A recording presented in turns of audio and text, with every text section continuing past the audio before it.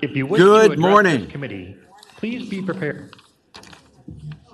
Do we have an announcement we have to play first? Michael?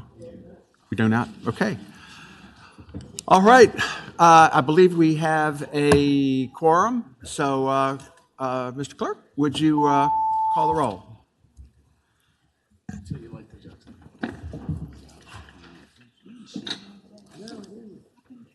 Mr. Chair, you have a quorum. All right. Thank you so much. All right. Here's what we're going to do here. We have 5 bills that are identical. 4 of them need a report and refer to finance. And I would like to ask the clerk to call them off. And if anyone wants to pull one of these out of the block, please let me know. But we have 4 that once they're not pulled out of the block, just need a motion to report and refer to finance. Michael, go ahead. HB 71, HB 199. These all pass 15-0. Yeah. HB 892, and HB 185. All right. Those need to be reported and re-referred to finance. So moved, Mr. Chairman. And we have a second. Would you open the roll, please? All those in favor vote aye. Those opposed vote no. All right. Ayes 11, no 0. Ayes 11, no 0. Those bills report. We also have one that does not need to go to finance, and that's Delegate Wiley's bill, HB 656. That is a cognate, and could have a motion just to report the bill. Move to report. Have a motion and a second to report. All in favor say aye on the board. All opposed, no. Open the roll.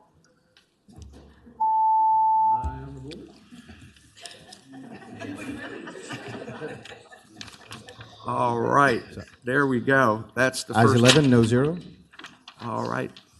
Ayes 11, noes 0. The bill reports. All right. First up on the list here, we have Mr. Hodges, Delegate Hodges, HB 1058. And that reported out of the House 98-1. Could you just explain that one quickly? Thank you, Mr. Chairman, and if I may, the 98-1, as we discussed earlier, the one no vote, they intended to vote aye, which was reported. So I checked that out. A likely story. But thank you, Mr. Chairman. Basically, House Bill 1058 requires the Department of Wildlife Resources to develop a singular license for all stationary blinds granted to and located on property by the Middle Peninsula Chesapeake Bay Public Access Authority and the Northern Neck Chesapeake Bay Public Access Authority. Public Access Authority is a political subdivision, as well as the Northern Neck Political Subdivision is a political subdivision. And in the Middle Peninsula, they own approximately 1,500 acres of waterfront land, which is available for public waterfowl hunting. Currently, there are about 25 to 30 blinds. Economic development driver brings people to the district and allows public access to hunt. However, the authority now is currently required to fill out and submit duck blind license applications for each and every one of these blinds that's located on the property.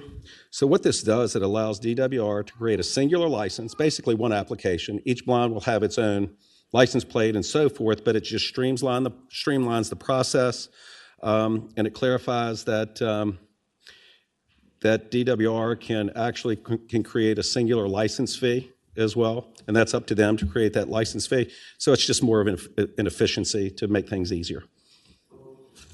Hey, thank you so much. We have a question from Senator Stewart. Mr. Chairman, I just see Ryan back there. I'd like to know his position on this, if I may.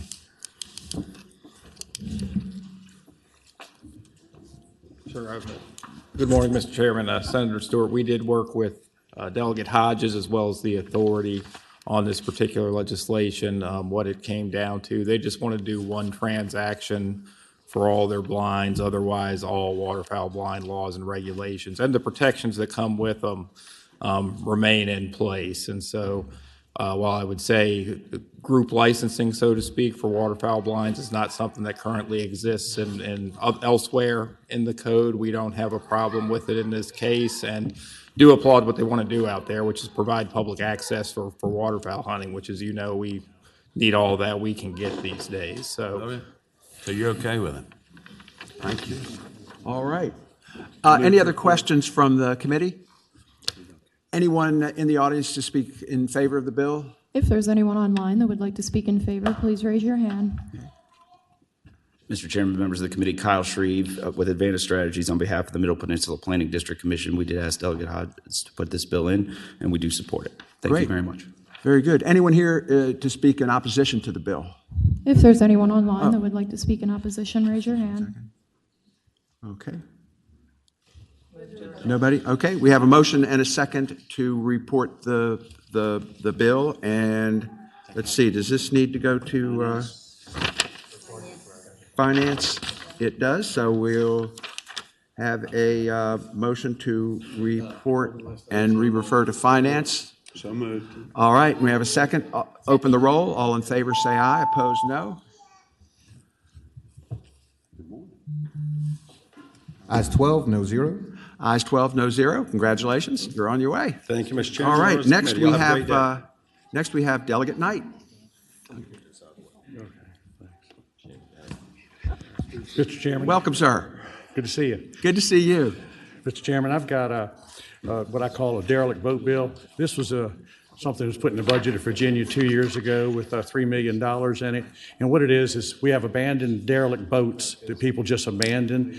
And this would put it in the code, make it a little easier for the localities and the state agencies to take some of the state money, hopefully parlay it with some locality money and get these environmental hazards and these navigation hazards out of the water. And it just puts it in the code as opposed to where it was put in the budget 2 years ago. All right. This came out of the House 99-0. Any questions from the committee? Mr. Chairman, Senator Stewart. I would just say this is a really good idea. It's a big problem in the waterways back home, and people don't really know what to do. And heretofore, they've been calling VMRC and trying to get them to get up there and do stuff. And I actually think Delegate Knight came up with a good idea. That was a compliment. All right. I'll take it. I'll take it. Haven't gotten a lot of those lately. Okay, Senator Williams Graves. You have a question? Yeah, thank you, Mr. Chair. Just kind of clarification for the patron. I'm certain you're familiar with the Compostela Bridge in my district in Norfolk, and we've got several boats, barges on the water there that we can't figure out, like who owns them, where they should go. I'd like to send them to boat hell, but we can't do that.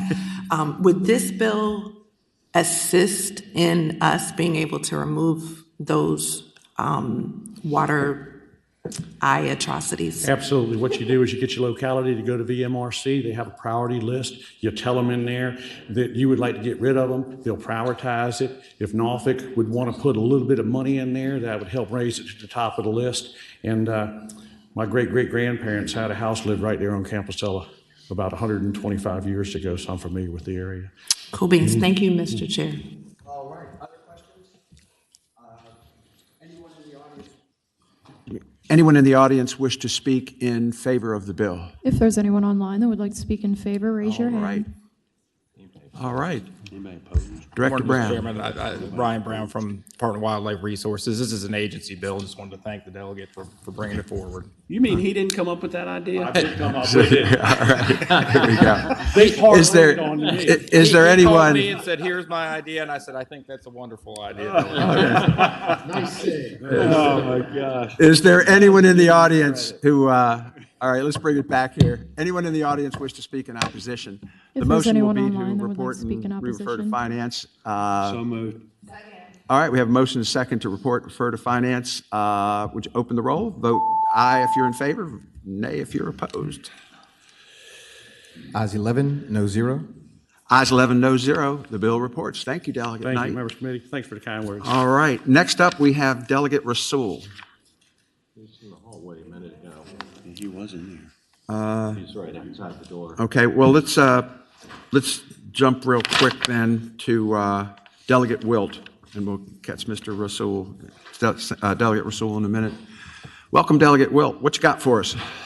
Thank you, Mr. Chairman, ladies and gentlemen of the committee. Just in time for breakfast.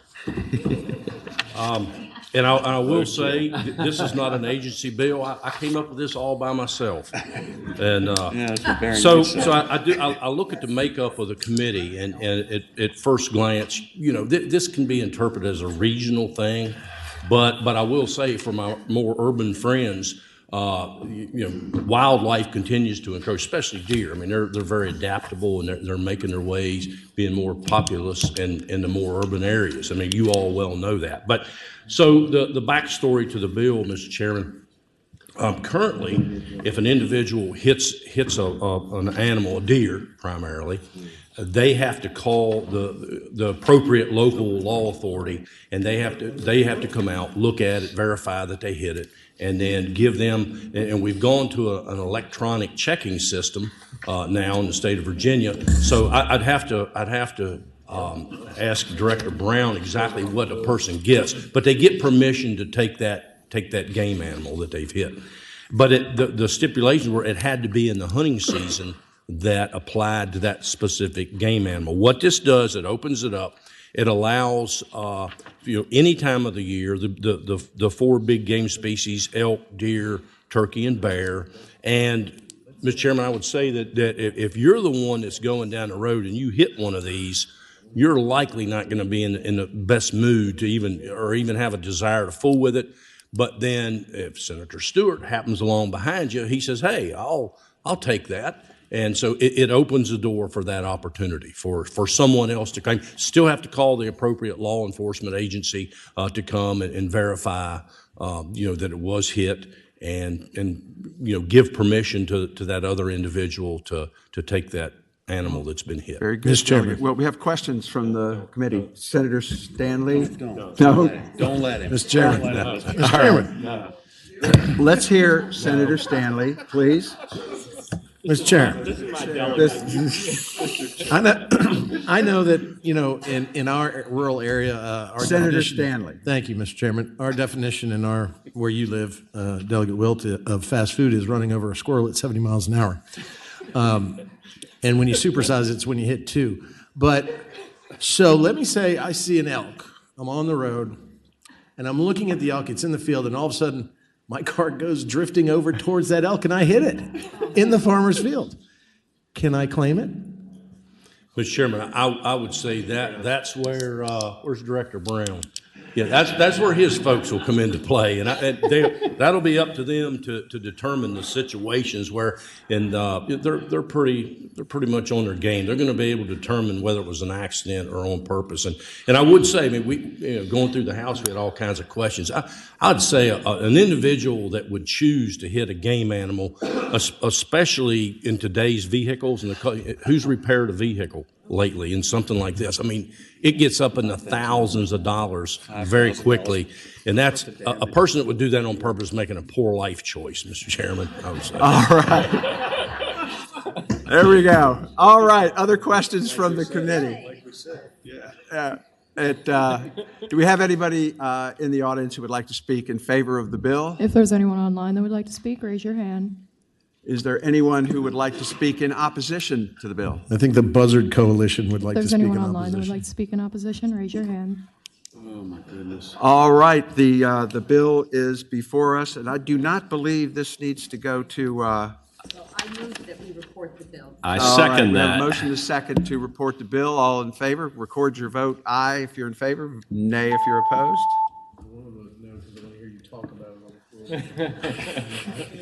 Ayes 13, no 0. All right. Thank you, Mr. Chairman. Ayes 14, Thank you, Mr. no 0. Thank you, Delegate Wilt. You are on your way. Next, I believe we have Delegate Siebold, and then Bulova, and then Orrock. Oh, no, she's... Quick question, Mr. Chair. Did you need Delegate Rasul? Did you need Delegate Rasul? I'm sorry, he was on the block. He was on my list, but he was in the Okay. block that passed out. All right, very good. Thank you. So he's already done. Delegate Siebold. Good morning, Mr. Chair. So members of the committee, we have a substitute. 892. Yeah. Go ahead. Do you want me to present that first? The substitute? We have a substitute before us. Can we have a motion on the substitute? Second. Moved and seconded to accept the substitute. All in favor, say aye. Opposed, no. Substitutes before us. Tell us what the substitute do. Thank you, Mr. Chair. So the substitute, it's my understanding that Senator Salim also has a similar substitute that he'll present in the House. So it's something that we worked out together. So we did this in advance, so we wouldn't have to end up in conference. But essentially, my House version will conform similarly to Senator Salim's version with the signs at the front of the entrance of the stores. Indicating that there are invasive species sold at the store. My original bill had them placed at the actual plant, so now it's just going to remain as Senator Salim's bill lays out at the front door. The only difference is that we are asking to have a say in the size of the sign. So we're asking for it to be 11 by 17 sign. Yellow with black font, so it's noticeable, and would incorporate the words, "This facility sells invasive plant species that may cause environmental harm. Ask about alternatives." And it would include a link, a URL link, and a QR code that would send them to the Department of Conservation and Recreation's website, which lists the invasive species that have been designated by the Commonwealth of Virginia. All right, thank you very much. And it's my understanding that Senator Salim will be taking this over. So, Senator Salim, could you? Is that? Correct. Mr. Chair, that is correct. It essentially takes my bill that was passed in the Senate, adds additional language to clarify what goes on the sign, and that's something Delegate Siebold and I worked out, and I believe we are in agreement. Okay, thank you. Senator Subramanian. Mr. Chair, I had a question for the patron. So I actually like the patron's original bill better, but I know there's compromises we need to make. But I know there's going to be the sign in the front, but would someone who's visiting the store or the nursery know which plants are invasive and which ones are not? Mr. Chair, to answer the senator's question, the sign will just have a QR code that goes back to the list of Virginia's invasive species. Each store may carry, different varieties, so it won't list what's at the store, but it will list what's on the website. So it still will require a little work by the consumer, unfortunately, and that is why my original bill had them placed at the actual plants, but we're trying to create peace in the valley with the stakeholders, so that was the agreement we came up with. Thank you, Mr. Chair. This will make it a little bit easier on the folks who sell these items to be able to, comply with the law. Any other questions from the committee? Yes, Mr. Chair. Senator Suderline. I was going to make a statement, so I guess I'll phrase it as a question. But are you aware that it sounds like most of the people that voted for the previous bill like your version before the substitute better? And that's what I'm hearing over here, and that's what I heard over there. And that's my own thought as well. So, is that a question or a statement? So do we need to, do we actually need to go with this substitute? I think we did. Yeah. You're going to get this. Okay. Senator Hashmi, you have a question? Thank you, Mr. Chair. And I think I would like to clarify, prior to your putting the substitute on your bill, was your bill identical with Senator Salim's bill? Mr. Chair, Senator Hashmi, originally we did have identical bills, but Senator Salim had amended it here in the Senate, and I did not make any amendments in the House. Thank you, Mr. Chair. One more question. Follow up. Thank you, Mr. Chair. So as I understood Senator Salim's bill, it was a slight amendment, but did not make the change about signage. The signage remained in front of those particular invasive plants. Am I correct on that? Mr. Chair, if I can. I think Senator Salim like to respond? Mr. Chair and Senator Hashmi, so my bill, when it was amended, it included where the signs would be up outside of the store at every entrance, where the department would determine the context of that sign, the size of that sign, and the language that goes on it. Delegate Siebold's bill from the original one was different as well, and the new version that we all agreed on was that she would take up mine and add the sign, what goes on the sign itself as an amendment, and that's the agreement we came up with. Mr. Chair. Okay, thank you. And we have Senator Salim, you're on the list. You're done? Okay. And we have Senator Hackworth. You have a question? Yes, Mr. Chair. I would just echo the comments that Senator Surline said. I don't think people's going to stop and read a 11 by 17 sign when they come in to see what species is in there. I liked it better when that before you bought the plant, it would say, this is an invasive species. If you buy this, buy at your own risk. And if it's going to, overtake your yard or your neighbor's yard or something like that, I like that one better, but we'll do what the will of the committee is. I would second that. He doesn't like any version. Don't listen. There you go. We have a motion to is to reject the substitute that we've already adopted and take it back. Senator Williams-Graves? What was the vote on Senator Salim's bill? What was the vote count? Unanimous, I think. I believe it was unanimous. It was a unanimous vote? Okay, thank you. And so we have a motion to remove the substitute. Do we have a second? We reconsider the vote. Should we just reconsider? I think you have to reconsider. Yeah, let's have that. The motion is to, and a second, to reconsider the vote by which we adopted the substitute. All in favor of the reconsideration, say aye. Aye. Opposed? Okay, we're reconsidering that vote, and so if you are in favor of the substitute, you will vote no. Wait a second. Excuse me. We're just back to the original? Okay, we don't need to do anything else. And so, Mr. Chairman, Senator Stewart. If I understand right, your bill, the delegate's bill, would require you to put a sign on each individual plant. Is that correct?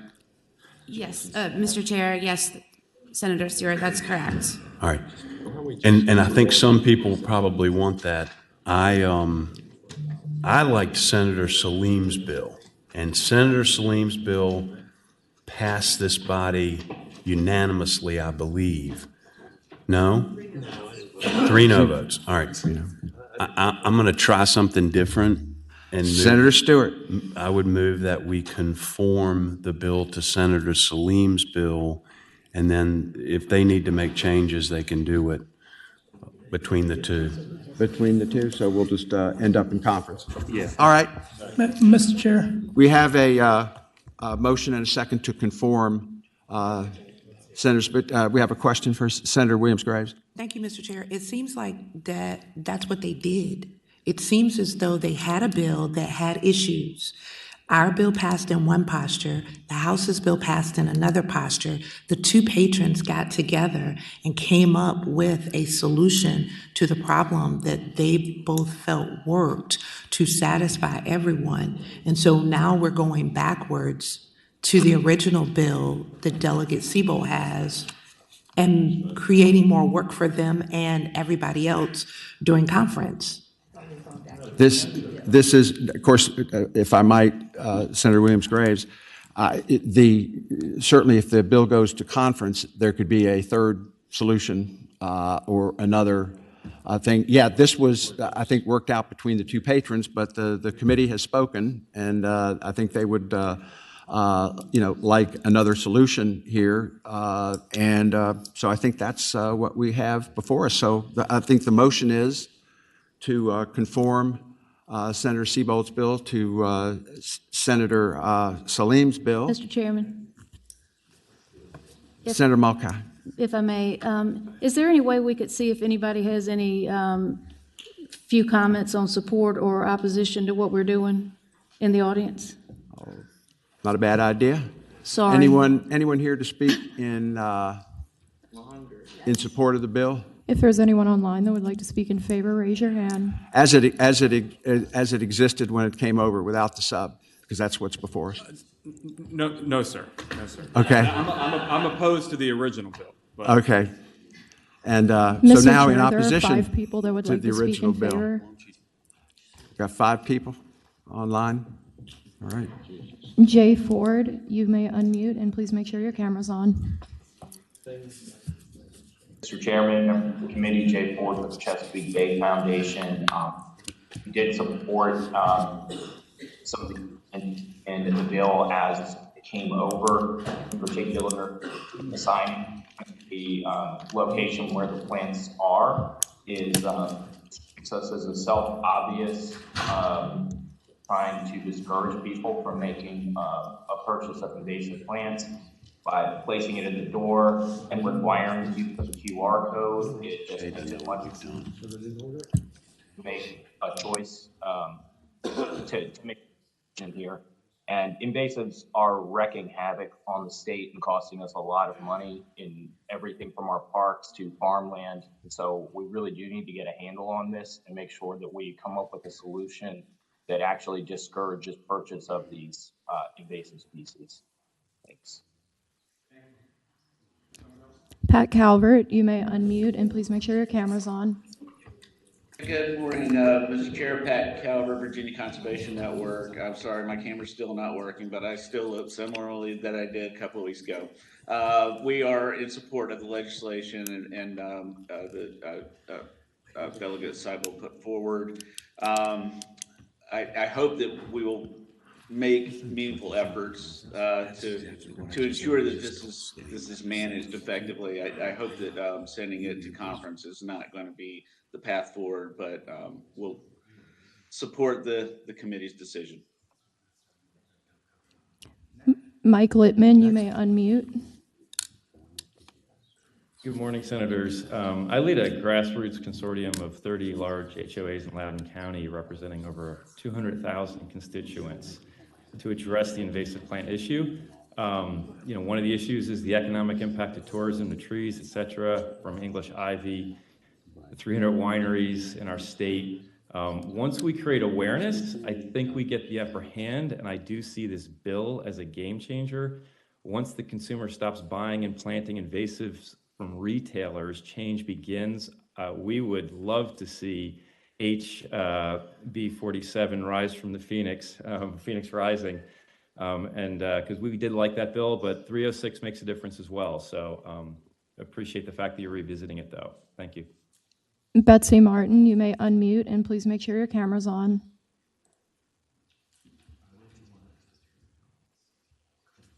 Hi, I'm Betsy Martin, representing the Audubon Society of Northern Virginia, and we very much support having clear signs that help identify invasive plants so that people know before they buy and plant an invasive that it is going to take over their yard and natural areas. And if we could get past the original version of HB 47, that would be great. We understood that there was a lot of opposition to it, and we would certainly rather have a version that's a compromise between SB 306 and HB 47 than come out with nothing. Thank you. Thank you so much. Next. Carla, you may unmute and please make sure your camera's on.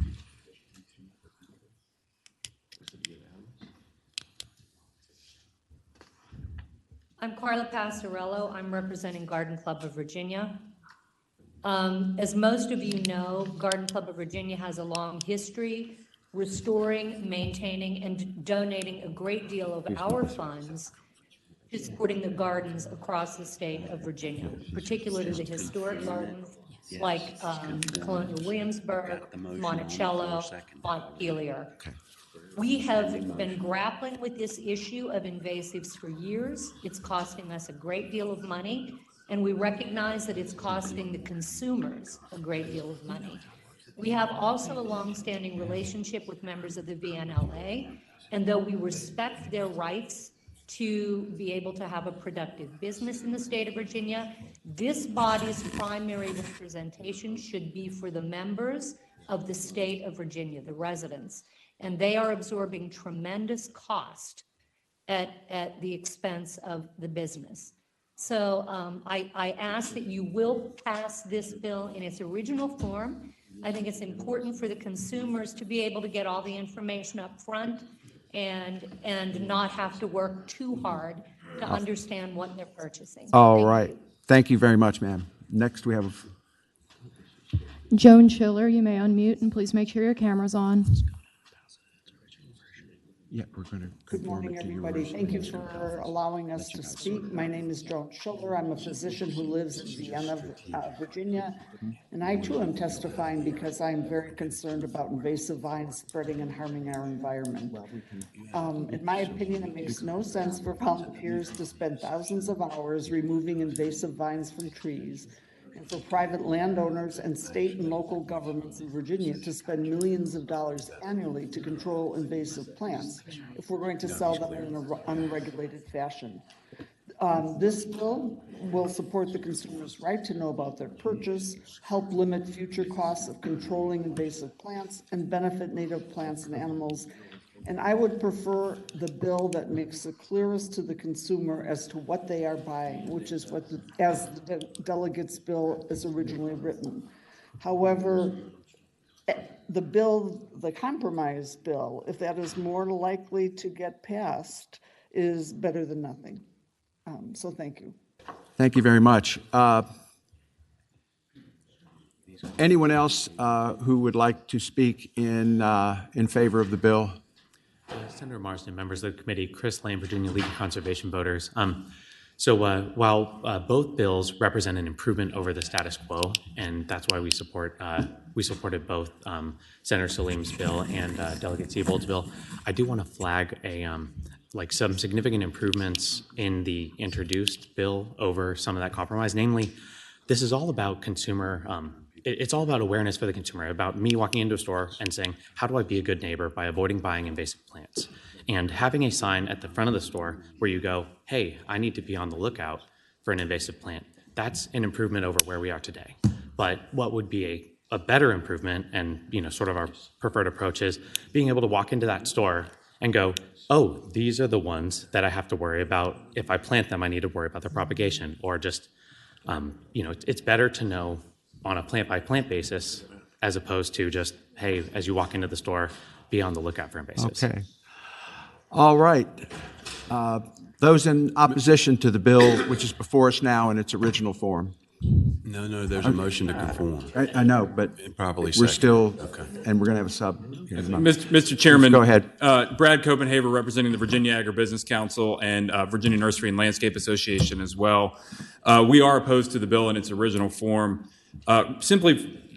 Really a couple of reasons. The biggest one being that with a sign being required in proximity or by each display or by each plant, that could change almost daily, especially in certain seasons at a store. And so to have one sign at every entrance, we think is much more workable for the folks who run these garden centers. So that's why our main opposition.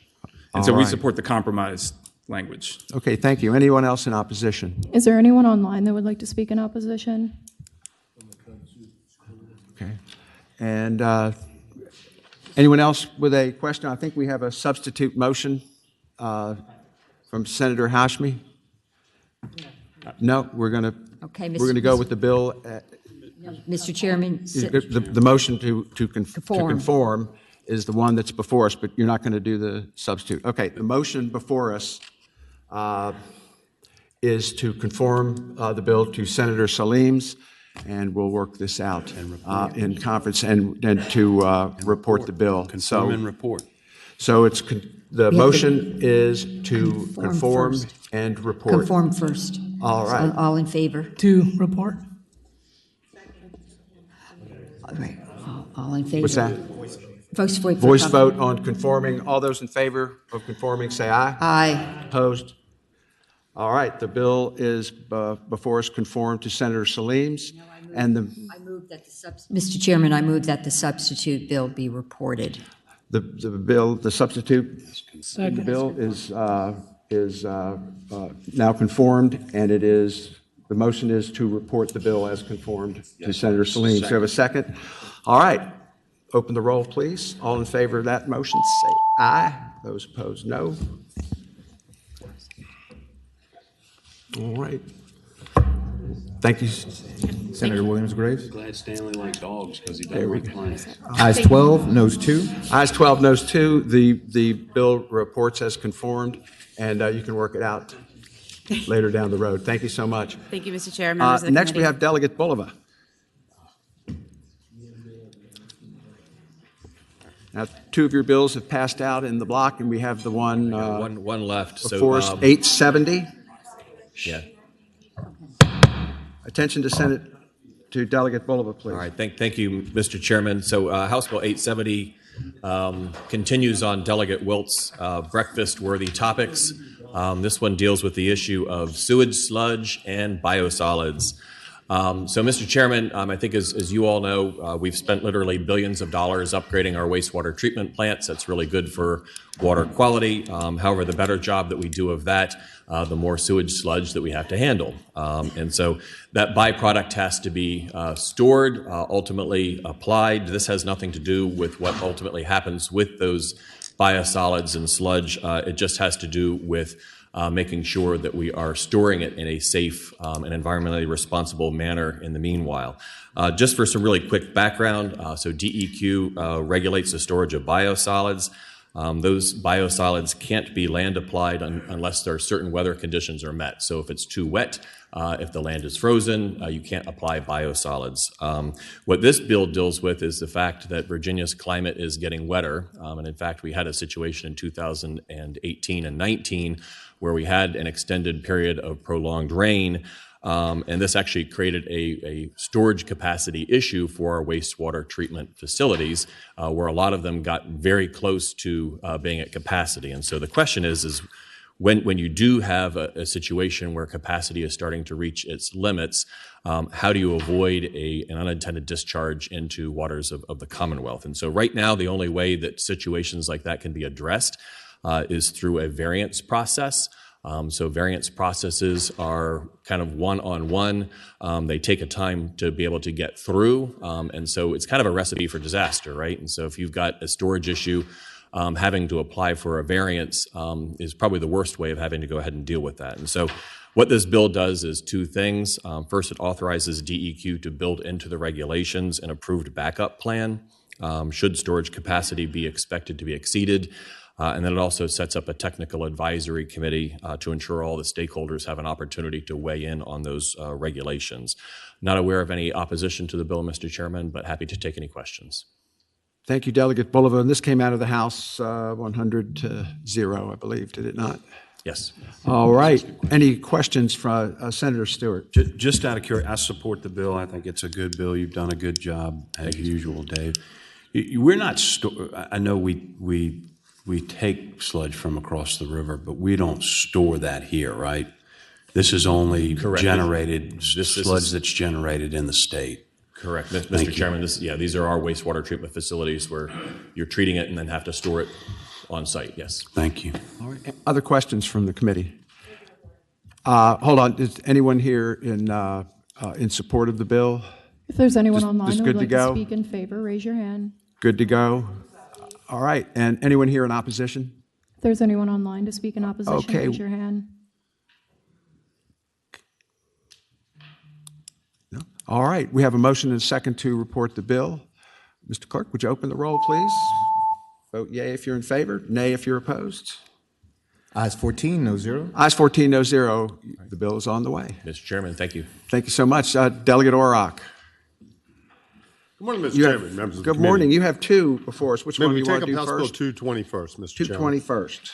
Mr. Chairman, members of the committee, House Bill 220 is to address the situation we have where in water treatment facility and wastewater treatment facilities, there's hiring challenges to have adequate staffing, there are illnesses that arise, And anytime those occur, they're in immediate noncompliance with DEQ regs and subject to sanction. What this does is allows VDH and DEQ to come up with a process whereby the local government can advise them of the challenges they're facing, request a temporary waiver, and also allow for remote supervision so that you have a circumstance where you have the licensed carrying individual at one facility monitoring and overseeing another lower class of licensure operator at the other facility. This is all meant to just be a temporary measure. It still is at the discretion of VDH and DEQ whether they feel the circumstances warrant that or not. I have phoned a friend if needed, but that's the long and the short of the bill, Mr. Chairman, members of the committee. Questions from the committee? Senator Stewart. Sorry for talking so much, Mr. Chairman. This is a big problem, and I know my home county has recently experienced this problem. I made a mea culpa call to the director because they lost the director of the system, and then they discovered maybe they hadn't been managing it so much anyway. And I think we're seeing that problem around the state because we can't find people to work. My question is, and I don't know the appetite for the committee or the patron or DEQ, is this something we should put an emergency clause on because it's needed statewide and it's an issue that so many places are facing right now? My phone a friend is saying, no, that's not necessary. They're working through it at this time, I believe. Okay. Okay. Other questions from the committee? Anyone here to speak in favor of the bill? Second. Okay. Chris, come on up. Mr. Chairman, members of the committee, Chris Pomeroy, representing the Virginia Association of Municipal Wastewater Agencies. Much like with Delegate Bulova's biosolids bill, the association welcomes a regulatory framework to bring certainty and a structure to managing some of these challenges like staffing challenges.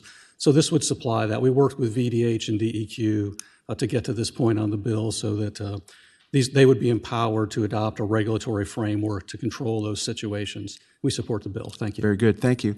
Anyone here to speak in opposition to the bill? All right. Anyone online?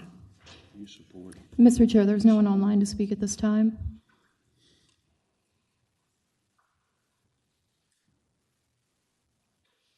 We good?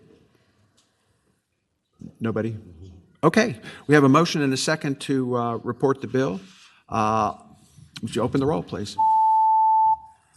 Vote yea if you're in favor, nay if you're opposed. Ayes 14, no zero. Ayes 14, no zero. The bill reports. You have another. Yes, sir, Mr. Chairman, members of the committee. House Bill 330. Mr. Chairman, members of the committee, this is pretty straightforward. It stipulates that if a pet shop is doing their own financing of animals, this does not affect credit card purchases. But if they're doing their own financing, it has to comply with federal law as it relates to the financing of said animal. By putting it in our code, it would allow Virginia to enforce the federal provisions. Very good. And what is the general percentage rate at this point in time? That is not stipulated in the law of the federal code. I'm not sure what that is. I seem to remember it was something like it was a max of 37% or something. Somewhere in that neighborhood. Yeah, something in that neighborhood. But this finally puts some controls over people paying $200 and $300. We've seen circumstances where folks have paid 300% to 400%. Yeah, that's great. Okay, any questions from the committee? Senator Williams-Graves. Would this require those, I'm sorry, Mr. Chair, to the patron, would this require those stores to do like a truth in lending or disclosure since it is financing? That is my understanding. Whatever the federal government requires in other industries would be required of pet shops as well. Okay, thank you. Any other questions? Okay, we have a motion. I have a motion to report and a second. Open the roll. Vote aye if you're in favor. Vote nay if you're opposed. Ayes 14, no zero. Ayes 14, no zero. The bill reports. Thank you, Delegate. Mr. Chairman, Auroch, is there great anything Friday and a else? good weekend. I think we've covered it all. Mr. Chair, that completes the docket. That's it? All right. Thank you so much. The committee will rise. The Senate of Virginia, Richmond, Virginia.